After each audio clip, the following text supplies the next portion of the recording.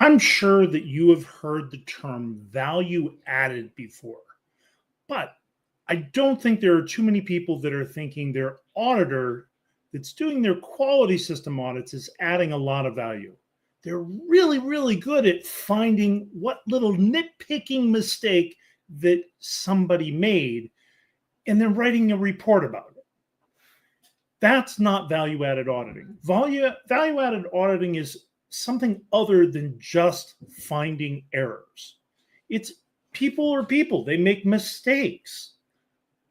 So instead of looking for just errors, you've got to bring something more from all the time that you're consuming of production's time, quality's time, management's time to conduct an audit. So how are you going to add value to the organization? And the number one thing you need to think of is instead of just finding the errors, how can I add value? And the things I like to think of are, number one, can I find something that needs improving? It might not be wrong at all. It just could be improved. That would be one way. Is there a way that this department over here, the purchasing department, for example, and this department over here, the manufacturing department, aren't on the same page? That there's information that each of them has that would help the other out a lot, and they're not communicating because they're in different departments. They're not a team. They're two separate teams that stay separate and keep all the information to themselves. So an auditor talks with both departments and looks at the flow of information from manufacturing saying, I'm running out of this, to the purchasing department says, hey, by the way, we're going to have a delay caused by this storm in this country, or we're going to have a delay because of a national holiday. So the purchasing department knows about a delay, manufacturing knows about a problem they're going to have. If the two aren't communicating with one another, it's something that could have been a day or two delay could suddenly be a month-long delay. So that information communication between two departments is another value-added thing that you can bring as an auditor. You want to look for efficiency. You want to look for effectiveness, productivity, and bottom line, can I reduce the cost or enhance the quality in some way? So I summarized some of these things for you, and I'm going to share them on the screen here. We're going to do this a little differently. This is our remarkable tablet. So what is value-added auditing right at the top? And we'll change the color of the ink here so we can see that. Here we go. So what is value-added auditing? We covered the basics. It's not just finding errors here. So it's not just finding errors. It's also finding opportunities to improve things. The efficiency, the productivity, the competitiveness of your company, some process you can improve. And how should you go about that? Is it really going to help if, well, I think it would be a big improvement if you put the cord for me hooking up my laptop in the conference room here instead of over there. That's really not the kind of improvement we're looking for. That might help you right now while you're hooking up your laptop to do your opening meeting, but that's not what we're talking about. We're talking about a risk-based approach and specifically the risk of the product. Think safety first and then effectiveness of the product. So what kind of performance does the product have? Look at every opportunity. Maybe the opportunity isn't directly in this manufacturing site. Maybe it's upstream in our suppliers. And we could have our suppliers do a step that we're currently doing because they can do it better. Maybe we're reworking some of the things that could have just been done by the supplier in the first place. So you also want to think of things that the team that you're auditing can actually implement. Well, that's a really great idea, but we don't have the money for that. We don't have the time for that. And we have a very short window to implement that, and it's not going to happen. And whenever you think of these ideas for improvement, or you present, this might be something that helps, make sure it's something that management hears about. the person that you're speaking to, the person you're auditing, might be thinking, that's just more work for me. That may not be helpful to them at all. But management might say, that would make such a huge difference that I'm willing to give this person more resources, more time, more money, more equipment, maybe even an extra person to help them, because it would have a long-term payoff that would make it worthwhile. So make sure you get management's involvement and they understand the benefits of whatever you're recommending. You can always think of ways to reduce cost. There's always some sort of waste that's being easily observed out there in the manufacturing environment. But what other things do you have that you could improve? I'll take a really simple example. For years and years and years, when I've been auditing software, people do code reviews. So they review the code, and they don't do it all the time. They do it periodically throughout the development of the software. And the reason why they don't do it all the time is it takes a really long time to look through a bunch of code and try to find an error. It's sort of like proofreading a document. You may or may not find the missing I or the missing T crossed, or the grammar mistake, or the duplicated word, or the punctuation that's not right in your writing. The same thing in code review. These aren't easy, otherwise people wouldn't keep on making those mistakes. But this is one of the few opportunities here where AI is already there. Artificial intelligence is already there, and it can do the code review for you. So there's actually software tools out there that now can do code reviews. So there's no excuse for not doing a lot of code reviews now. Before we said, well, we'll do it now because this is a design review. This is a logical point for us to do this before we go forward. But now, why wouldn't you do a code review every single time you finish writing code? We do grammar checkers right on the screen. They fix the stuff. Oh, yep, accept. Automatic spelling errors caught on the screen. Why not do the same thing when we're writing code? And maybe it's not automatic real time, but before you go submit it for any kind of verification testing, any kind of unit testing that you're going to do, we can also look at the customer satisfaction. Post-market surveillance is telling us what our customers like and what they don't like. And so we could try to improve that. The auditor goes to the customer service department and they interview them. They look at the complaint records. They look at the adverse event reports. They look at the post-market surveillance reports. They look at the recalls. This person, in just a matter of days, looked at all kinds of things that they saw the problems, and it's a fresh set of eyes that's like, oh, this problem is coming from over here, and you guys don't even realize it.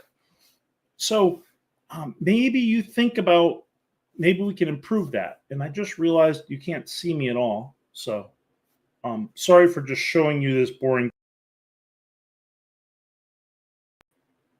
Showing me a little bit. There we go, a little bit. So when you are doing this value-added auditing, look for opportunities to improve, look for ways to make your product safer, deliver better quality, deliver better customer satisfaction, reduce all those things. Now, you might think, well, this is all Rob Scott. No, we're not done. You can also evaluate performance, and this is where management is really key. Your top management in a company knows who's new in the company, and you as an auditor may know, if you're an internal auditor that's working for the company, but you may also be a consultant outside the company that was hired to do the internal audit, and you may not know all the people. And so you might be an excellent person to give an independent evaluation of employee performance. Now, that's not normally the purpose of an audit. You can also give, because that's an employee evaluation, but you could also look at things like inspector competency, design review competency, risk management activity competency. Now, you're not specifically saying this person failed or this person's incompetent. You're saying this team and the process of getting the person trained on design and risk management, that's what might be incompetent. This person wasn't properly trained on how to do inspection. And so maybe we need to train people better or give them better tools for the job. Maybe, the person in the warehouse, they're going around with a cart and they're pulling things off the shelf by hand and they're putting it in the cart, and then they're doing manual transactions. Maybe they just need something to automatically do some of those transactions for them. Maybe they need something that tells them where the next picking location is. Maybe you need a tool that will tell them what order to pick it in, so they go a logical, linear route of picking items instead of a random approach that has them running all over the warehouse back and forth. So give them the right equipment, give them the right training, give them the right information that they need, so you can evaluate the performance of any kind of process that the company has. And I've listed 10 just simple examples of processes that you could look at their performance. Not just when you look at people, don't pick on the person, pick on the process and the training of that person. Pick on the resources that person was given, things that management can affect. Nobody wants to fire somebody because the auditor said they did something wrong. It should be, this person needs more training. This person needs equipment that works right. I've gone around sometimes and like, that piece of equipment looks pretty shabby. I think it needs repair. That's not that person's fault unless they're the maintenance person on that equipment too. So think about what you can identify that might be unsafe or not properly working and get them the right resources. Identify other things that need to be fixed. The shipping department, how long does it take them to prepare an order? Installation. Did they have any complaints coming back on the installation? It wasn't done right. It took several trips. How long is it taking for the service department to identify what's the root cause of a customer's complaint? So there's lots of things that we can evaluate the performance of. Now, if you take somebody from your company and have them do the internal audit, their exposure is their company and maybe some suppliers that they visited. But if you bring in an outside consultant that's done hundreds of audits, or somebody that's a professional that's been doing this for decades that has thousands of audits, or at least 1,000 audits under their belt, they might have a very different perspective in what's really good and best practice versus what's normal versus what's subpar. And so I go into a company and I don't have the preconception of this is right and this is wrong because I like it this way and I don't like it that way. I've seen it been done many ways. There are a few ways that work really well, and there are some ways that don't work so well. And when I see the ways that work really well, I'm like, thumbs up. When I see the ways that don't work really well, I look for the problems that are symptoms of that process not going well. And I usually see them very quickly. Here's another thing. Think about things proactively.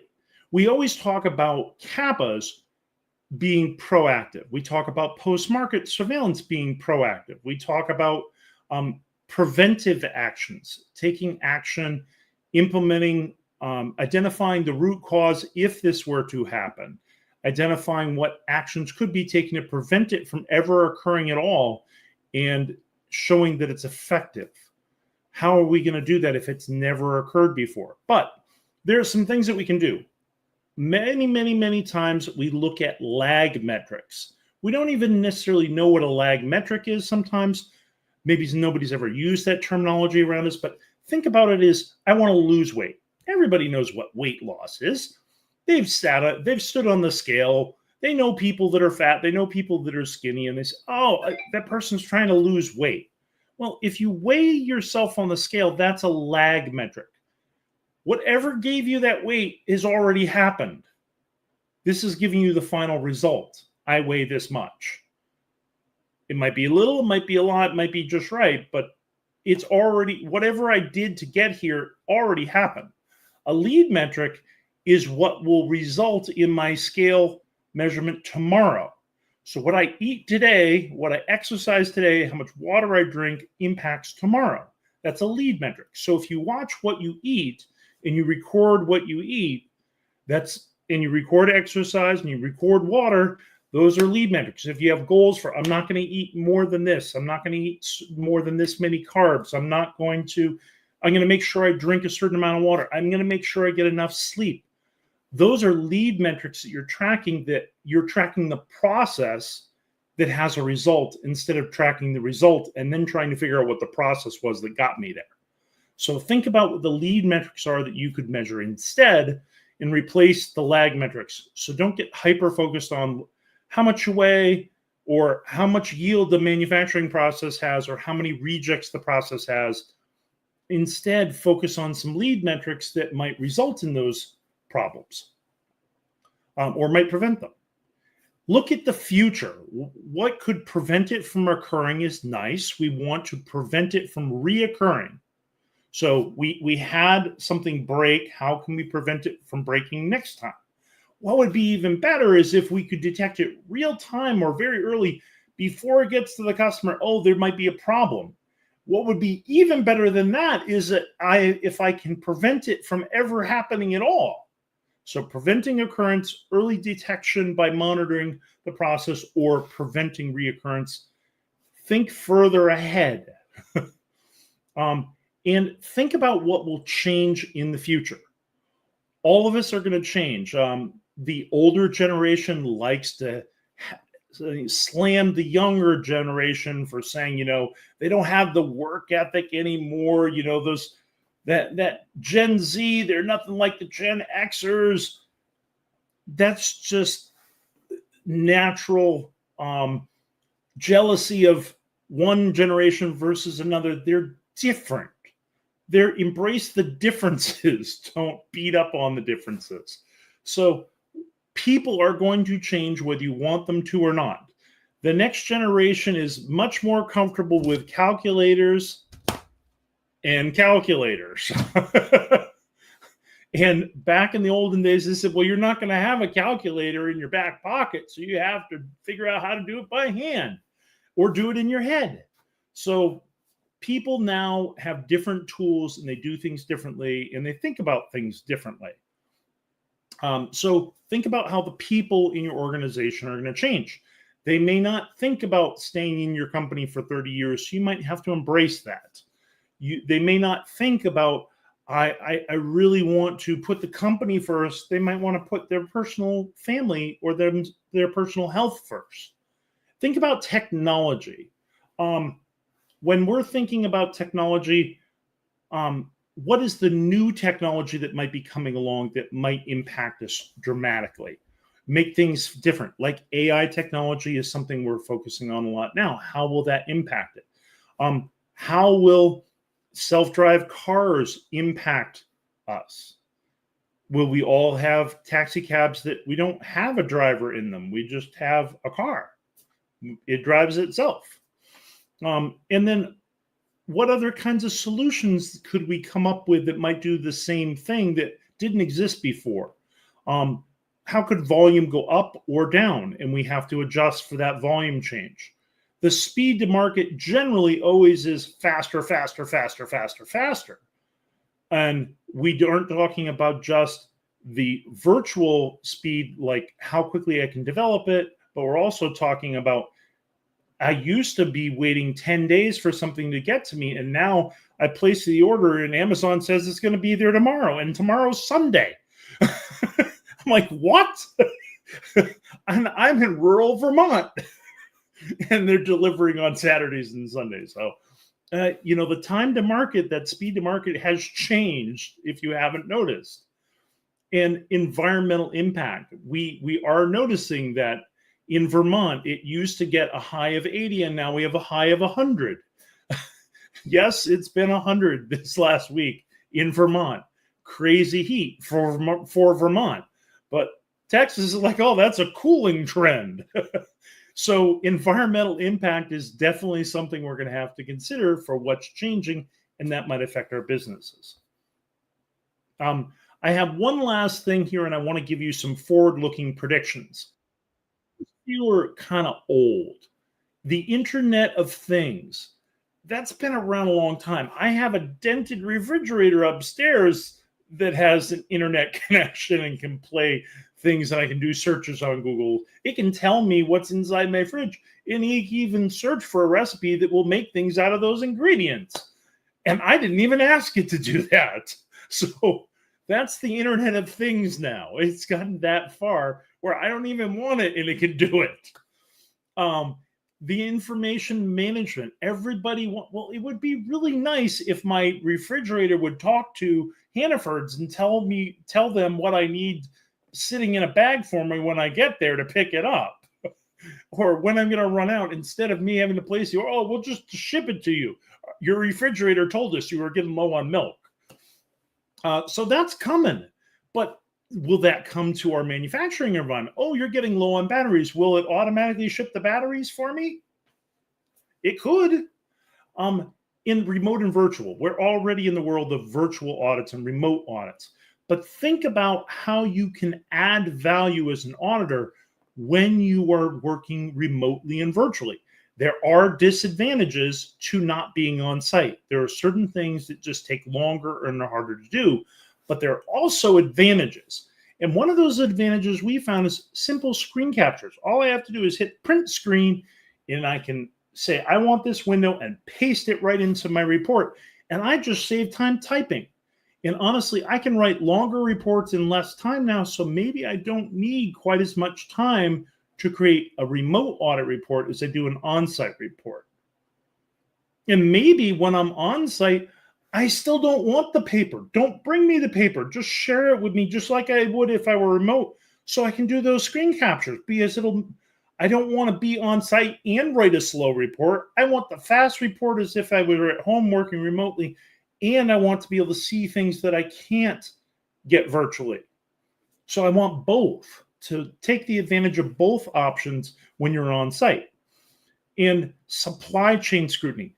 Almost every single medical device manufacturer in the world is impacted by the Chinese tariffs and anything that happens in China, because they're such a large global producer of raw materials as well as finished goods.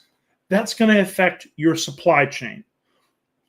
I have a client in Argentina that's looking to supply things from China, which is ironic for me, because isn't the lithium in your battery made in Argentina? But you're getting the batteries from another country. So you ship it from here to China and then ship it back. And they're like, well, would it be better if we shipped to the US? I'm like, you have it right here. So we see inherently some inefficiencies when we just ship things back and forth, whereas, some would say it's laziness, like we hit order from China rather than finding a local supplier. Maybe we should do a little bit more of supply chain scrutiny and find better suppliers that are closer to home. Now, if you're in China, probably a Chinese supplier would be really great because you're in China. It's local. But if you're in India, sourcing it from China would probably be a big mistake. Or if you're in Canada, they have lithium mines in Canada too. Maybe we should source our batteries in Canada. So look at your supply chain and where are we getting these from? Is it the most efficient location? And just because it was 10 years ago doesn't mean it is now. For the risk management, the FDA had risk showing up there like once in the QSR. The QMSR is adopting 1345, and you're going to have to spend more time on risk management if you're a US supplier or you're a US manufacturer. The rest of the world is already doing that because they're embracing 1345.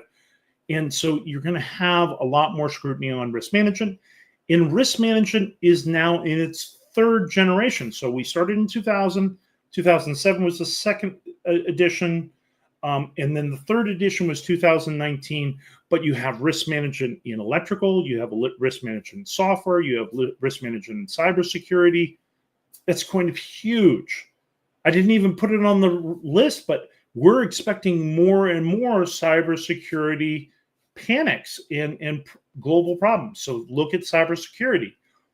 Post-market surveillance and patient-reported outcomes is mandatory now in so many countries, and even in the US because of 1345 incorporation, it will be required for the lower risk devices there too. And so you need to embrace, how can I collect this data and drive products that add value to my customer? And then the clinical data, that is an asset. Clinical data is required, so you can look at it as a requirement. You can look at it as a regulatory pathway, necessary evil, or you could look at it as, oh, this might be big data that helps me develop new software algorithms. That's what a company, AliveCore, did.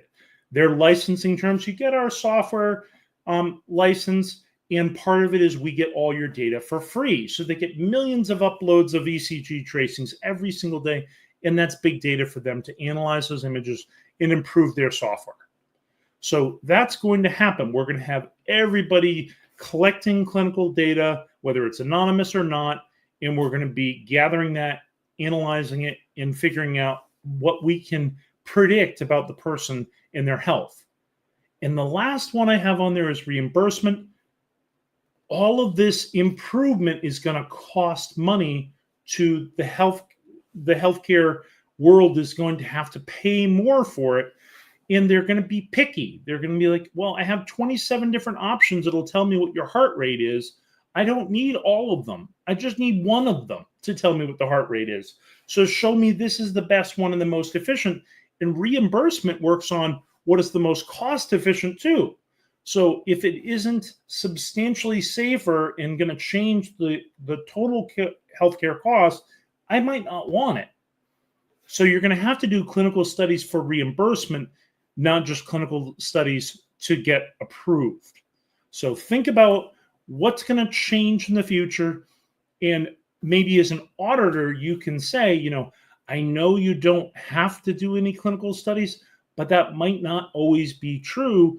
You might want to start thinking about developing a clinical study program, maybe do post-market clinical studies. Just a thought, maybe expand into other markets. We can help you get into Canada. We can help you get into Australia. We can help you get CE marking, or vice versa. Europe going to any one of those countries, or the US. So think about how you can improve the company, make it more efficient, reduce costs, not just what mistakes did you make. It's not about mistake finding. It's about opportunity finding. So that's value-added auditing, and hopefully you've hired an auditor that will add value. Have a great day, and see you next week. Bye-bye.